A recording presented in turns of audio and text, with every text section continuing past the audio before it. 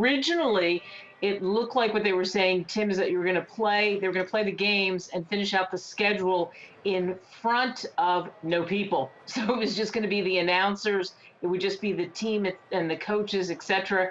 And then the decision was made, wow, we can't do this. Once you had a player that tested positive, it's too risky. So they huddled and said, no way, and decided we're going to suspend the season. It doesn't make any sense to take the risk. Kate, one of the reasons that we see stocks halted right now because of the heavy selling is because of concerns about a global recession, because people are staying in. They can't go to NBA games anymore. They can't go to South by Southwest, which is costing the city of Austin $300 million.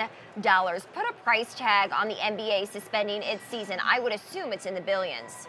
Yeah, what a great question. I just talked to an economist today to try to do that very thing. And we estimated, in crunching the numbers of concessions and everything else that would be involved, parking, et cetera, that it would actually be probably about $1.5 billion.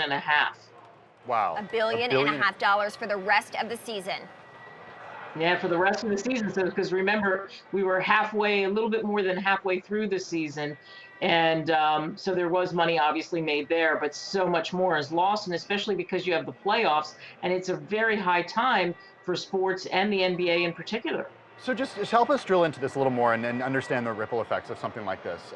We saw shares of Nike, as soon as this news came out, move lower because Nike is such an important part of the NBA. Shares of Nike now lower by 8.6%, underperforming the broader indices that we see here today.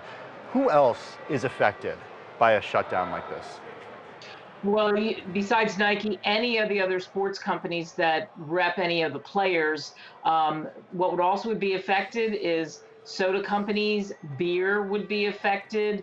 Also, anything that's sold in anything at all, merchandise that's sold in all of those arenas, they would be affected as well. So you think of the makers of hats, et cetera, and some of the biggest names that you can possibly think of. You've got Spalding up there. Spalding would be affected by that because they supply lots and lots of balls to the NBA, and granted they have contracts, but some of those contracts I think would be reworked. And it's even more than the balls. It's other things that go around the arena as well. And plus all the advertising.